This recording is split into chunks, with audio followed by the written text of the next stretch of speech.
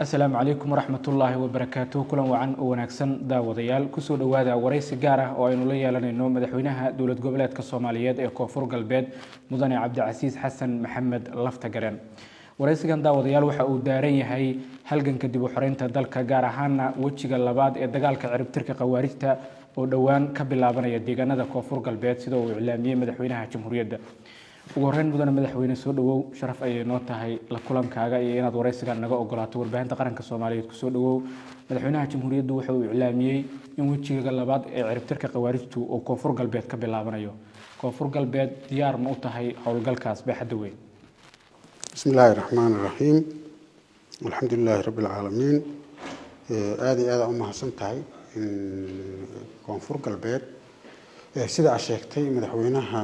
waa tuu sheegay wajiga labaad inuu ka bilaabanayo laakiin annaga koonfur galbeed ahaan mar hore yaan abaabul galnay diyaar garow badan suubinay markii oo ugu horeysay oo uu ku baaqay madaxweynaha in khawaarijta shabaab meel kasta ay joogto dawlad iyo shacabba loo istaago oo lala dagaalo xilligaasaan yaan bilownay diyaar garow abaabul badan aan sameynay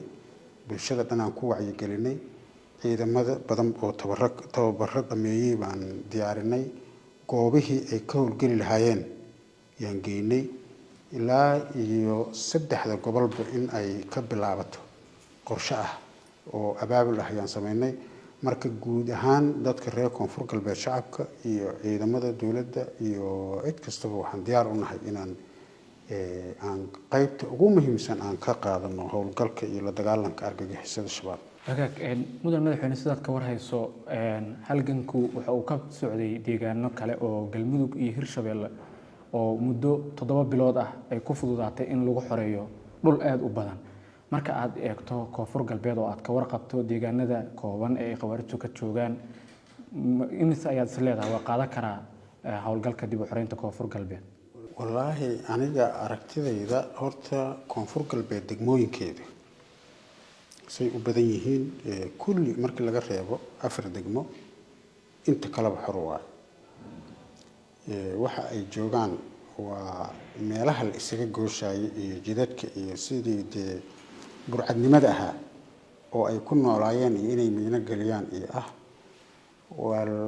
markaan fiirinay qiyaasta waa joogaan dhibaatooyinkoodii iyo qaraxyadoodii iyo lugooyadii dadka waa la joogaan jidgooyadii iyo dhibaateyntii shacabka reer koonfur galbeed way ku haayaan muddo badanna waa kusoo haayeen laakiin waxay ila tahay haddii loo jeesto inaysan bil qaadanayn bil inay koonfur galbeed kaga dhammaanayaan qaabkaan u diyaar garownay iyo istiraatiijiyadda hadda la suubiyey oo dagaal sida ay hal mar howlgal uga bilaabanayo 3 gobolba meel kasta iyo degmo kastana aan u diyaarinay inay ayadana operationka qaybteeda ay ka qaadato marka waxaan jecelnahay hadduu ilaahay yiraaho inaan sida ugu dhaqsaha badanna loo bilaabo gurmadka iyo diyaar garowga iyo fayska labaad ee dawladda federaalka ay noogu tala gashay oo madaxweynaha uu ballan qaadayna waxay soo dejinaysaa sidii lagu soo afjari lahaa laakiin inta ka horeysa annaga howlgalladii waa wadnaa maantaba weerar xoog badan yaa ka dhacay goof guduud iyo meel ka koreysa oo lagu jabiyey ilaa iyo raboorka hadda saraakiisha ciidamada ay noo soo gudbiyeen weli inay dad kale jiraanna suurtagal waaye 9 qofna waa la oga dhimatay 15 dhaawacna waa ka qaadeen haddana waa lagu socdaa oo waa la daba socdaa marka howlgalladii iyo operationadii waa socdaan laakiin xoojintii iyo xooggiisii fayskii labaad inta laga gaarayo waa u diyaarsanahay waxaan aaminsanahay inuu sida ugu dhaqsaha badan uu ku soo afjarmi doono mudan madaxweyne howlgalka wajigiisa koowaad waxaa aad u taageeray qaybaha bulshada oo beelaha Soomaaliyeed ayaa abaabulay oo dagaalka qayb xoogan ka qaatay koonfur galbeed bulshada ku nool abaabul noocaas oo kala ma jiraan bulshada reer koonfur galbeed kulli waa wacyi gashay bishii July inay heedan jeclahay yaan waxaan isugu yeernay 18 degmo gudoomiyaalkooda gobernatorialka intaan ku wacyi gelinay inay qayb ka noqdaan operationka, inay shacabka wacyigeliyaan, inay dadka diyaariyaan, inay u diyaar garoobaan meel walba ay joogaan la dagaalanka khawaarijta. waana diyaarsan yihiin, waana hadda ayaga hor socdo ciidamada oo maxay ahayd kaalmeynaya, diyaarna u ah inay la dagaalaan. sida madaxweyne ka dhawaajiday, khawaarijtu waxa ay dhibaatooyinka ugu badan ee koonfur galbeed ay ka geystaan kamid ah go'doominta magaalooyinka xorta ah. way ka duwan tahay taatikadeedu marka ay timaado in degmo la qabsado marka la weerarayo meel aan cayinayn oo miyi oo kale ah. howlgalka koonfur galbeed qorshe ma ka leeyahay sidii dhulkaas miyiga ah looga kici lahaa khawaarijta? waxaa ugu badan oo hadda shaqada la rabo howlgalka inuu ka bilowdo waa miyiga. magaalooyinka dhan xor waaye, dawladda joogto, meesha ay joogaan waa miyiga way meesha howlgallada ka bilaabanayo oo meesha looga daba tagayo oo la rabo in laga saaro oo laga sifeeyo waa miyiga. meesha ay dadka ku dhibaateynayaan oo miinada dhigayaan oo wax walba oo dhibaato bini'aadankaas lagu suubiyo ay ku suubinayaan, oo beeraha inay abuurteen ay u diideen, oo xoolahooda inay dhaqdaan ay u diideen, oo barakiciyeen, oo diintoodii ku haystaan, oo dhaqankoodii ku haystaan, oo islaamnimadooda ay ku dhibaan waa miyiga waaye. meesha howlgalka ka bilaabanayana waa miyiga. marka miyiga anaga waaye, waa la yaqaanaa, shacabkana waa yaqaanaan, ciidamadana waa ogyihiin, waa yaqaanaan. meel kastoo ay tagaan waa looga daba tagaya, lagama harayo. meel walba oo ay galaan waa loogu galayaa, tuulo, miyi, baadiyo.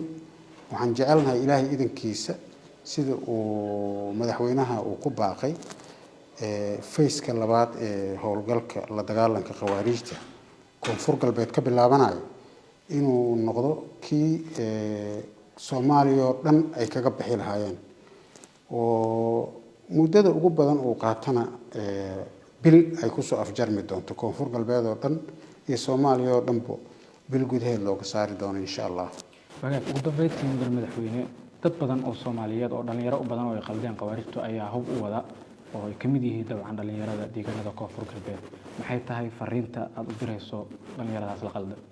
horta maanta madaxweynaha baaq u diray, mar horena waa u diray, cafisa loo fidiyey dadka dhalinyarada ah oo reer koonfur galbeed oo qasabka lagu haysto, oo maskaxda laga qalday, oo dadkooda lagu diray, oo la dhibaateynayo. nimankaas mabda'a qaldan wato waa la daba taagan yahay, waa la qabanayaa, waa la iska celinhayaa, ummaddaa laga celinhayaa. ka soo taga, dalkiina imaada, dadkiina u imaada, waalidkiina u imaada. cafis yaa la idiin fidiyey, madaxweynaha jamhuuriyadda federaalka soomaaliyeed cafis idiin fidiyey, anigana cafiskaasaan taageersanahay. cafisaa loo fidiyey intay goorgoor tahay. berita asoo xabad ridaaya intii la qaban lahaa, maanta asagoo la jecel yahay ha yimaado oo nadiifa, dadkiisii deegaankiisa u yimaado. shaqaa loo abuurayaa, waxbarashaa loo sameynhayaa, dhaqan celin baa lagu sameynhayaa, dadkiisuu la noolaanayaa.